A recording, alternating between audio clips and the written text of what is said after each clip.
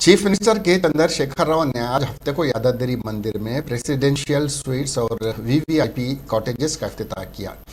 Ground floor में presidential suite तकरीबन 9,849 मुरब्बा फीट पर मुहित है, जबकि पहली मंजिल का रकबा 5,656 मुरब्बा फीट पर मुश्तमिल है और चिन्नाकोंडा में 13 एकड़ में 14 वीवीआईपी कॉटेजेस और मेन स्वीट्स भी तामीर किए गए हैं।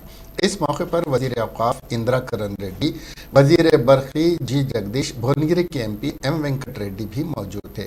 बाद में चीफ मिनिस्टर के चंद्रशेखर राव ने भुवनगिरी में कलेक्ट्रेट कॉम्प्लेक्स और फिर पार्टी ऑफिस का इफ्तिताह किया। इस मौके पर खिताब करते हुए उन्होंने कहा कि यादाद्री के ज़िले बनने की किसी को तवक्को नहीं थी। उन्हें आज कलेक्ट्रेट की इमारत का इफ्तिताह करते हुए बहुत खुशी हुई है। उन्होंने कहा कि मुश्तरका आंध्र प्रदेश हुकूमत के दौरान कई अज़ा की तश्कील का मनसूबा था, लेकिन वो उस वक्त हुआ नहीं। इस वक्त एन.टी. रामाराव रियासत के चीफ मिनिस्टर थे।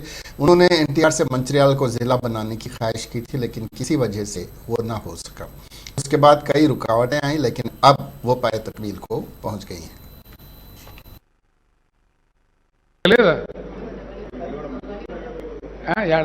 వలిగొండ కాడ నేను అప్పుడు ఉద్యమంలో ఉన్నా. ఇక రైలు కొట్టకపోతే గిరియత కొట్టకపోతే వాగులేదు మనలేదంటే చెరువు అయిపోయింది. వరుస బట్టి టపాకాయలు పేలినట్టే చెరువు దిగుడు. అంటే వాన పడనే పడది, పడితే ఆ నీళ్ళు ఉండయి, చెరువులు దిగిపోతాయి. మిషన్ కాకతీయ అని ఒక వర్డ్ అంటే గమ్మత్తు కనబడుతుంది, కానీ దాని ఎన్నుకున్న లోగో ఇది, దాని ఎన్నుకున్న అధ్యయనం ఇది.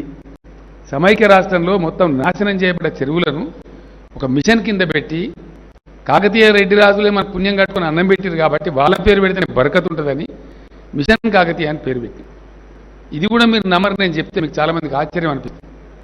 మేము ఎంత బలంగా నమ్మకం తెలంగాణ వస్తుందని అంటే, ఢిల్లీలో ఉండే ప్రొఫెసర్ జయశంకర్ గారు నాతో ఉండే, ఆయన కూడా చచ్చిపోయింది పాపం. జయశంకర్ గారు, విద్యాసాగరరావు గారు కూడా చనిపోయిండు. విద్యాసాగరరావు గారు ఇదే జిల్లా అరవపల్లి. ముగ్గురం కూర్చుండేది. ఆ సోనియా గాంధీ పిలిచి